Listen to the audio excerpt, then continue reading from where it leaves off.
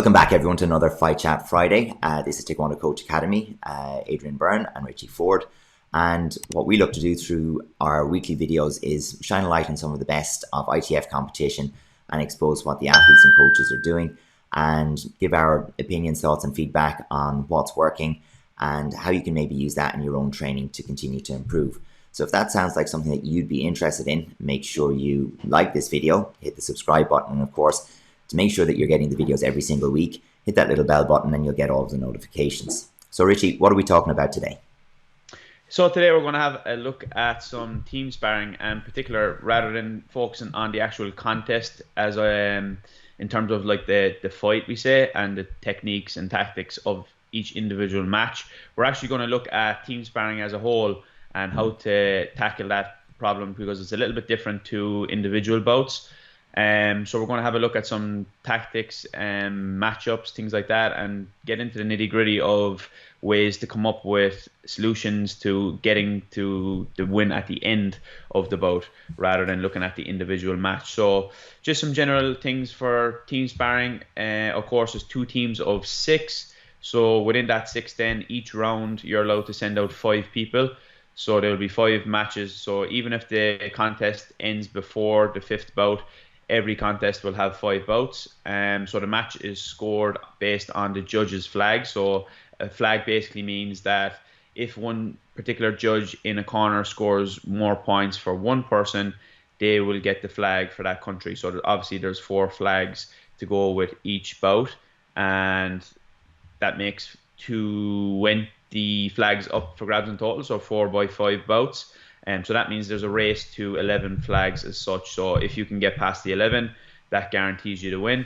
Of course, we always don't get that far based on draws and things like that. So ideally, you're looking to get past the 11 mark as soon as possible, and that will secure the win for your team. So yeah, there can be any weights, of course. So there's plenty of mismatches and things like that. You might say we have one big guy versus a smaller guy, and they're obviously trying to use their individual strengths to overcome that match. One other difference, of course, in the team sparring bouts is we're talking about 1 2-minute here as opposed to 2 minutes in the individual bouts. So that's one little change as well. And of course, the team who wins the toss at the beginning gets to choose whether they send out first or second. So we'll go into that in a little bit more in depth in this video. Is there anything else that you want to go through there, Adrian, that we're going to focus on today?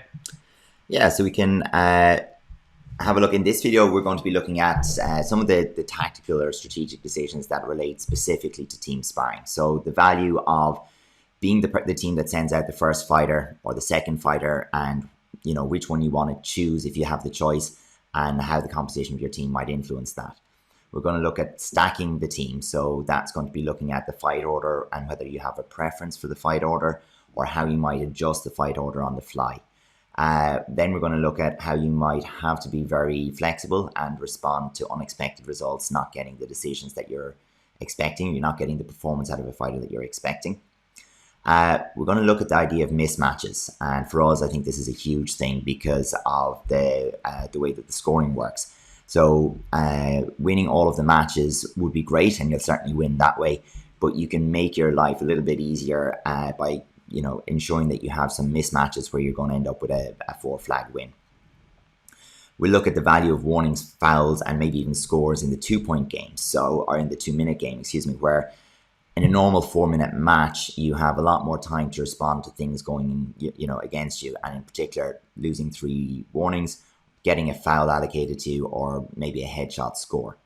And then finally, we'll look at some score management on a team level. So looking at that race to 11 and getting to those 11 points and what you can do to make sure that you're controlling the scores with the order that you send out your fighters. So the video that we're looking at today is actually a match between Slovenia and Ukraine. It's the final of the junior team sparring from Germany. So just last year, and it's a really interesting one in terms of how it worked, because for me, as I look at it, I definitely get the sense things did not go as Slovenia were expecting it, and their coach Alice Emrich is having to respond to matches that are not going the way that they're planned. So we're going to actually join this one in match 2, so the second fight, and Slovenia are 3-0 down on the scores at this stage after the Ukrainian fighter won the first one 3-0. So let's have a look.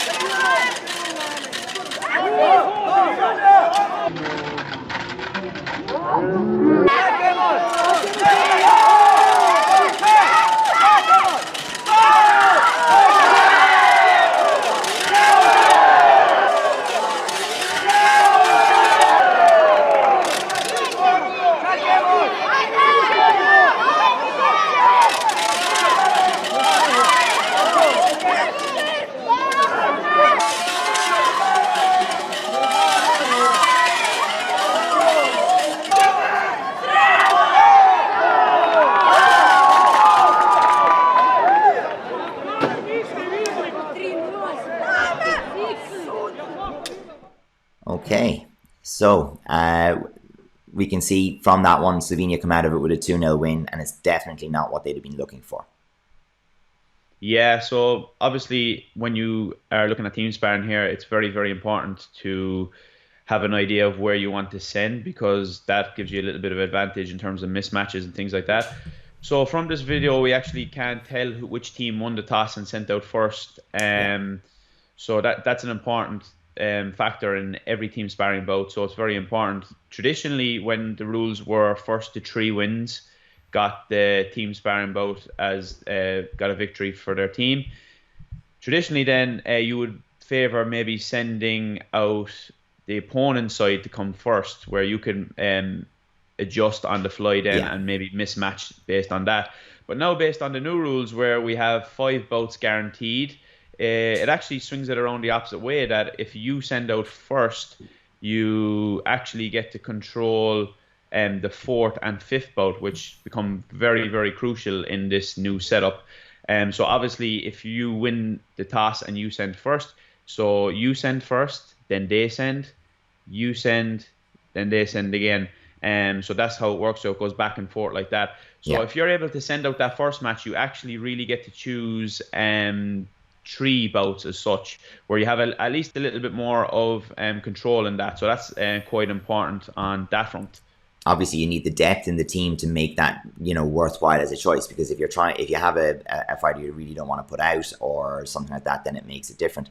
And then also, if you genuinely have a 6-man team or a 6-woman team where you don't actually know, it'll be based on the matchups that come up, then sometimes it really, you don't have as much power in that match 4, match 5.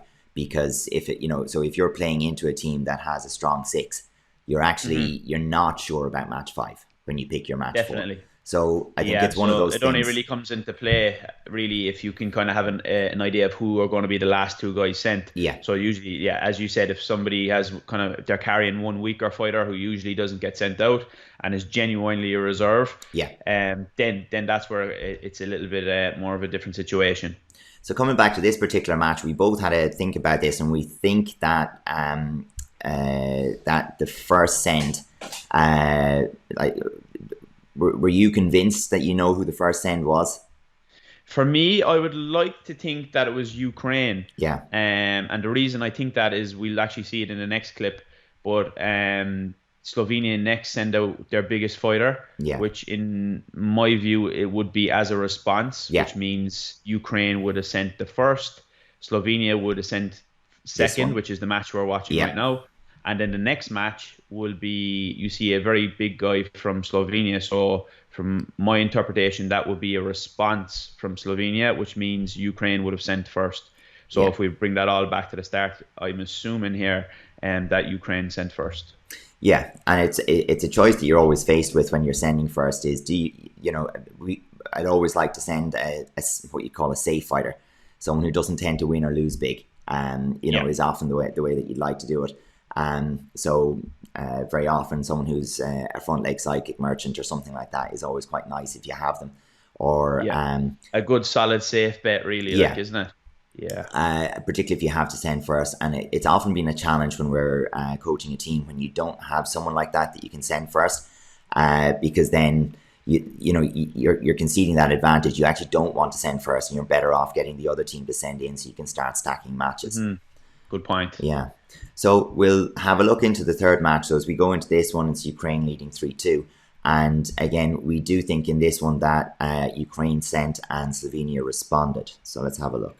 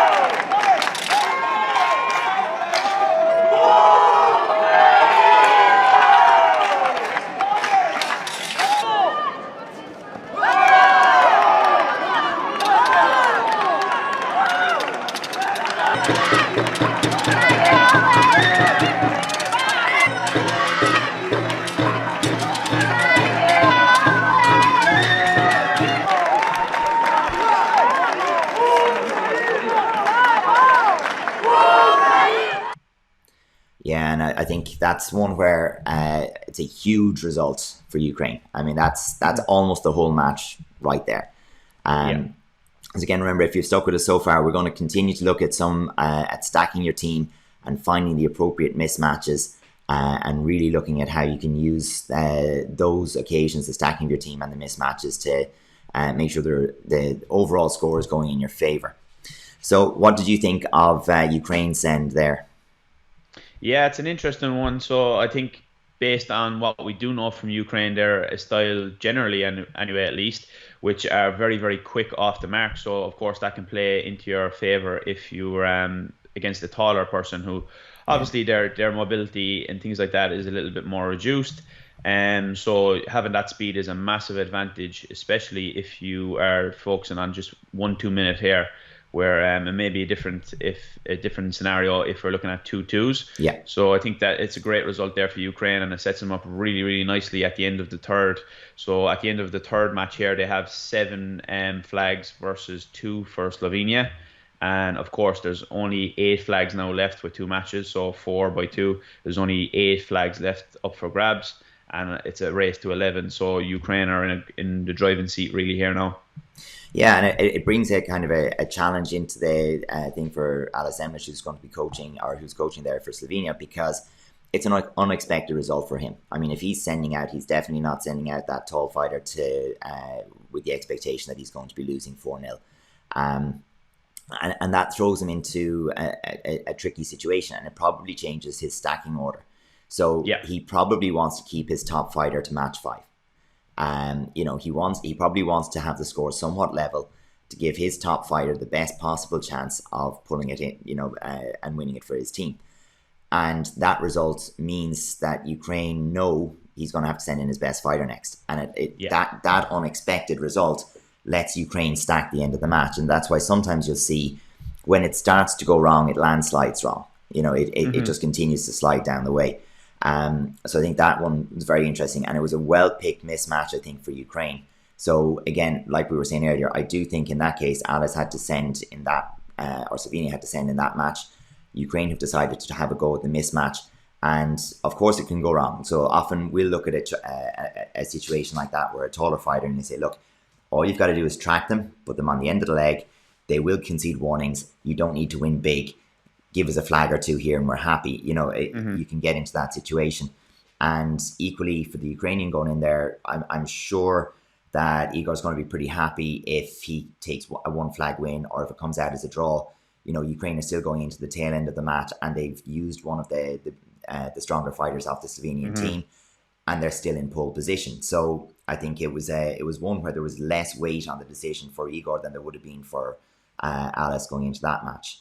So Yeah, I think as well when you're talking about stacking your team here and what positions you have each fighter, I think it's a very fluid thing, and it sure, needs to be dynamic and it adjusts on the fly. But of course, it's a little bit more difficult as well with in particular with the juniors, because people are a little bit less known and you might have new fighters on the scene and things like that. So it can be difficult as well to get those matches correct and know who's who. yeah, Where generally at the senior level, it's a bit more straightforward because most of the time people will know who's who because they've been around for a long time. absolutely. So stacking your team on that end can be a little bit more straightforward. Yeah, you tend to look a little bit at the physicality or what you know from the results from the individual championships, who won what division, Hmm. who medaled, to try and get some idea of where they'll place in the team. But even body language and the warm up and so on can give you a little sense of the pecking order in a team. We're humans. We're like Yeah. we act in a particular way. There's an alpha dog on every team, and it can be a little bit like that. And when you see that, those are little hints that sometimes the team is looking for. And of course, as a coach, you're going back to your team because the chances are the juniors have watched the divisions that they've been in. They've seen some of these guys perform. They've seen one or two of the fights, and they might have some ideas. But as you said, information-wise, we know so much more when we go to the senior game that Hmm. it's educated guessing to some degree at the junior level for an awful lot of people.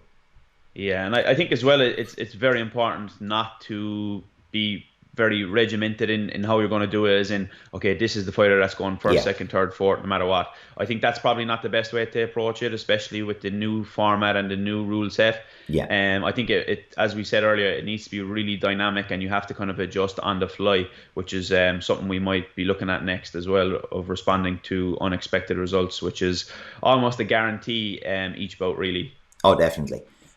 So we go into match four, and in this case, Ukraine are we think sending out, but they almost know at this stage who Slovenia is going to be sending out again. So that's the advantage that we talked about in match 4-5, where they've been able to stack the matches, they've been able to get the mismatch they wanted, and so they probably know when they send out their fourth fighter who he's going out against.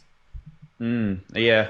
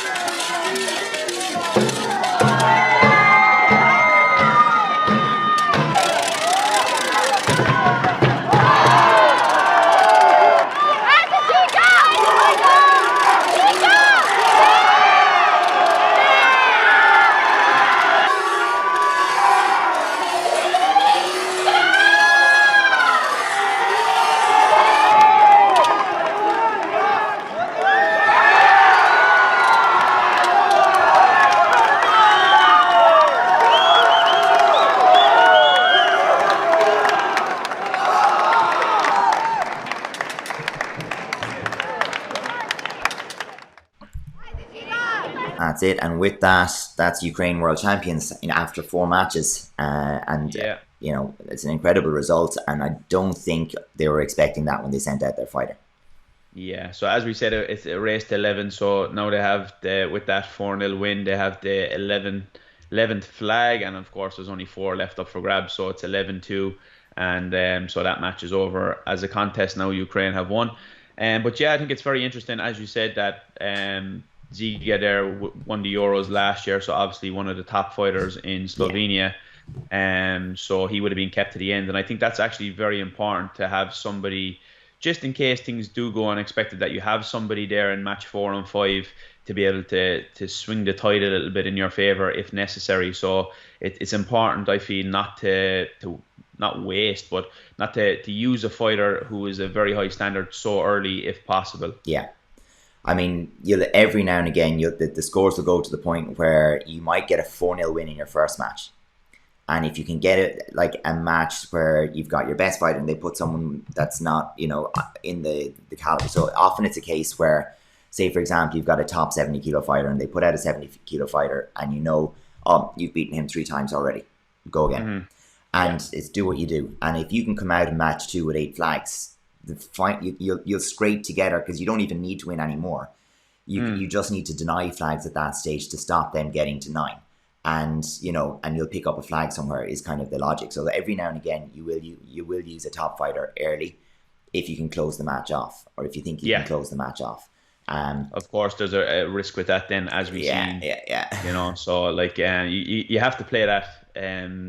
You have to play your cards right there as well, and finding that balance. And I think that's actually what might have been a problem here for Slovenia in terms of they maybe played one of their better fighters towards the start, and it probably didn't go as planned. I think so. So then they're on the back foot here, as you said. Once things go wrong, it starts to go wrong quickly. Yeah, I think that 2-0 win in match 2, if that was, I think they probably expected a 4-0 there. I think they thought they had their mismatch, and I think if that match went 4-0 and they were coming in to match 3-4-3, I think it's a potentially a different send, and the end of the match stacks up differently. Of course, it doesn't always end up with a different result, but it stacks up a little differently there. I thought this last match was really interesting in that it really showed that that 2-minute time frame. Anything's possible over 2 minutes. Where okay, Ukraine had already pulled things back to level, or even gotten slightly ahead, I think, by the time the headshot lands. But there is 20 seconds left and absolutely no way of coming back from a 3-pointer with the time that's left on the clock. And, that's pretty much what it's like with 2 minutes. It's really difficult if there is a headshot scored. But we do see it as well with the warnings and the fouls. And I think that was one of the things where, Slovenia in some ways in match 2 were unlucky, because Ukraine conceded three warnings, so it was on a deduction. So not to be able to follow through and stay that little bit ahead and get the 4 flags was unfortunate, I think, there in match 2, where we do see that in team sparring more than we do in individual sparring. As if you can have a fighter goes out there who stays in the middle of the ring, concedes less than 3 warnings, doesn't concede fouls, and is relatively safe with the scores, like all of a sudden you're getting flags, because 2 minutes isn't an awful lot of time to get scores in all 4 corners either. And the judges, unless it's a headshot, the judges don't see all of the scores. So you're often looking at that as, look, you should be able to take a flag or deny a flag. And if you manage to get your, say, a 4-0 and a 3-1 or something like that early on, just flag denial is huge, because for everyone that's sitting in the middle, so it's not for red or for blue, that's sitting at a draw, it's a flag your opponent can't have either. And then we don't need our 11 flags at the end. So that becomes huge. Yeah, I think, and based on that as well, it's an important point.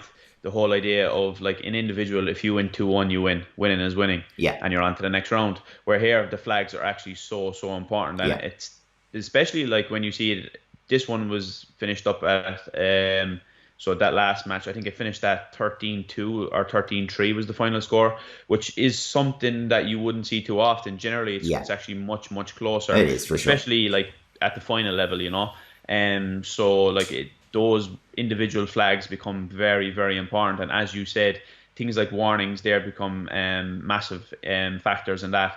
So of course with the headshots, even more important again in 1-2 minutes, because it's hard to come back from 3 points behind. And generally headshots can be a little bit more visual to more judges than we say body shots. Definitely. So you probably get a little bit more flags again. And of course, because of team sparring, you'll have the whole country around the ring generally cheering on as well. So if there's any inclination of any contact on the head, there's going to be a massive cheer. Absolutely. And again, that may swing it in your favor a little bit as well, especially if it's 50-50, Something that actually just jumped to mind is worth saying before we kind of finish up this match with match 5, which is another mismatch. Of course, the result of match 5 didn't matter in this case, but Slovenia were putting the smaller fighter against a taller Ukrainian, and I think the match actually went very, very well for the Slovenian most of the way.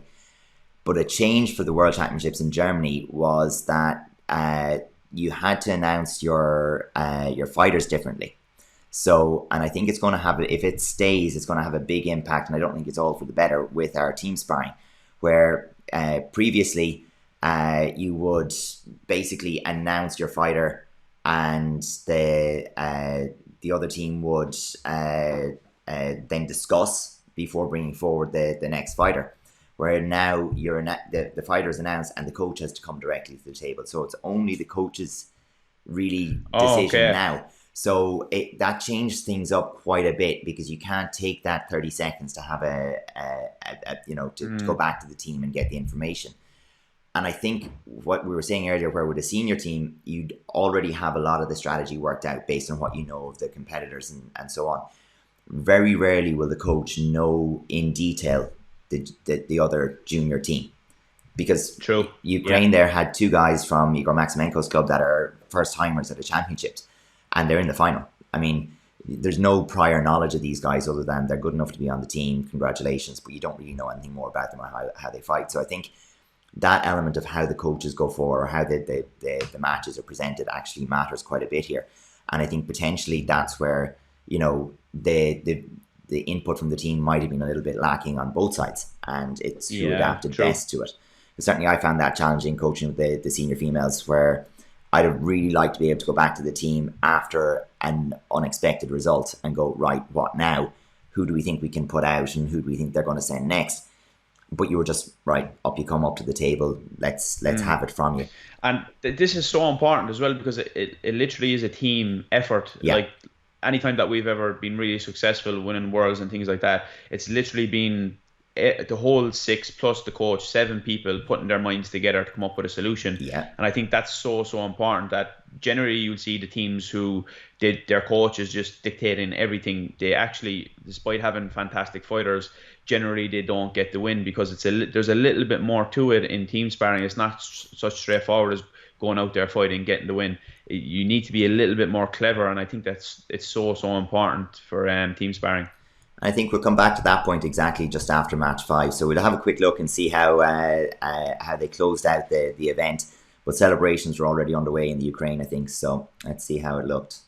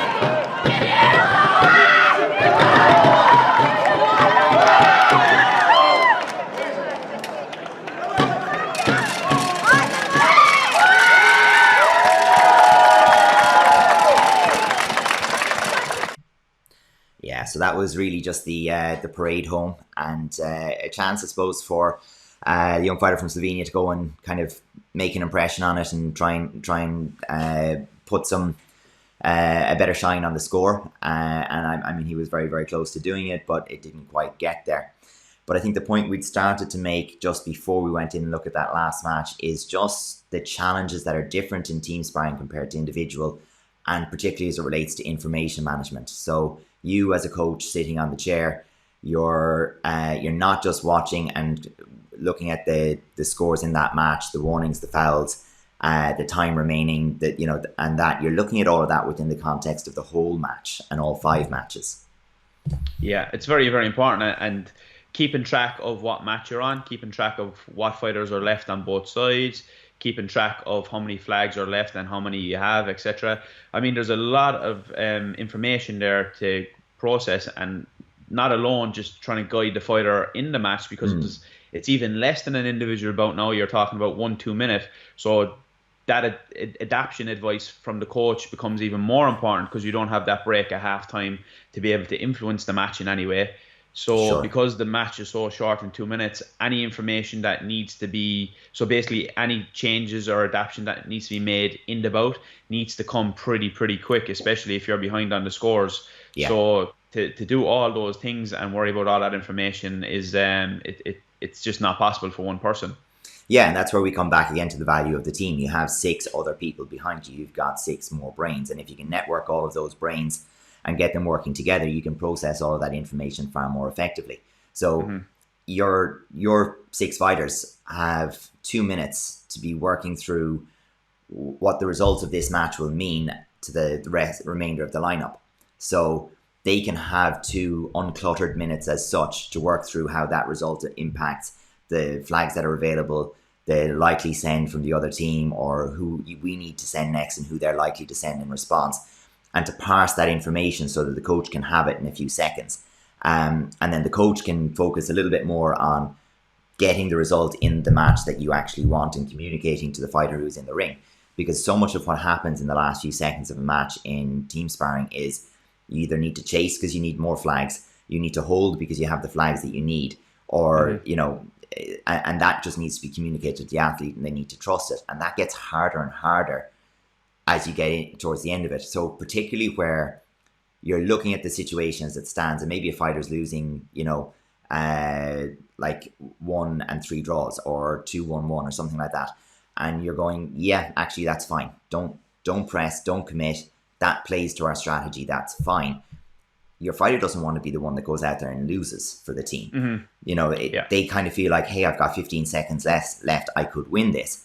And it's like, well, you could, but actually, we sent you in there to try for a draw or to try not to concede 3 flags or 4 flags.